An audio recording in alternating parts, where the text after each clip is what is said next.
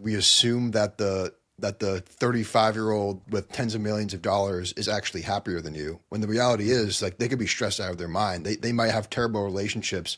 And so like the ironic part about all of it is like we compare ourselves to people that might not even be happier than us. We might be happier than them with the position that we're at. Yeah, absolutely. And so, in fact, what started my most recent book, where I'm writing about all of this, is a visit to a friend of mine who's this gazillionaire. And I'm touring through this amazing house of his. And I say to him, man, Steve, your life is over the top. And he says, oh, I know it seems that way, but I'm really not any happier. I've got so many new problems. I'm like, yeah, like what? And he goes, well, the maid can't get along with the cook, and we can't just, just starts listening to this ridiculous first world problems, right?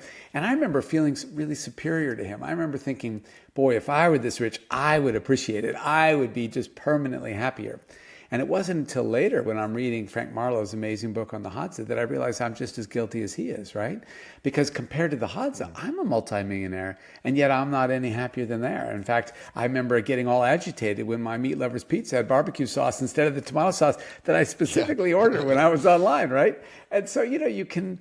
It's crazy what can get in the way of happiness, and our assumptions that just because you have a lot means you're happy, as you point out, is wildly untrue. But what's the role of money though? Is there like a certain amount that makes people happier? Because obviously like there's like if you're dead broke and you're dead poor and you're struggling to pay your bills, like you're stressed, and I can't assume that you're very happy. So is there like a number that like people start to become happier? Yeah, there is. And in fact, your intuition is correct. So basically, if you look on average, so just because someone has $1 zillion doesn't mean they're happier than you are, but on average, it does.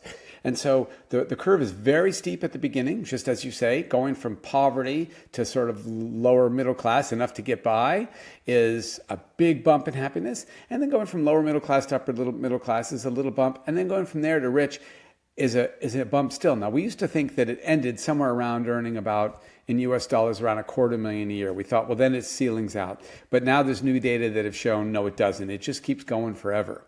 And so it doesn't buy you much, but it does buy you some happiness. Now, what's so interesting about it, though, is that, remember earlier I said how the world has become richer. So if we look at it in a slightly shorter term, over the last 50 years, the average person in the US, or here in Australia where I live now, their income, they're earning about 4 times as much in real dollars as they earned 50, 60 years ago.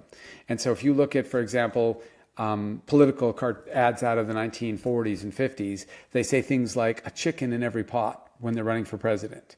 Now, it would be bizarre to run for president advertising people can have a chicken.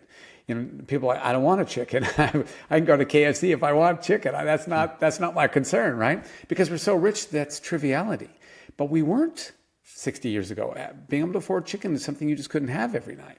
And so what's remarkable, though, is as the country has become richer, we're no happier at all. We're, in fact, exactly the same happy, because we've been measuring that in the United States since the 40s, sort of averaged by complicated representative sampling.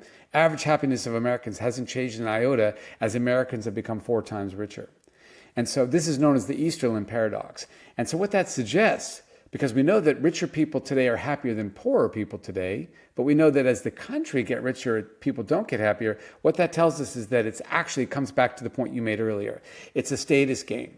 And so having a granite countertop or a fancy convertible doesn't actually make me happy. It only makes me happy if I have it and you don't. Because now I'm higher in status than you are, and so therefore that's what makes me happier, is that I'm rising to the top of the heap. But in actual fact, once we're all rich enough to drive convertibles and have granite countertops, they mean nothing.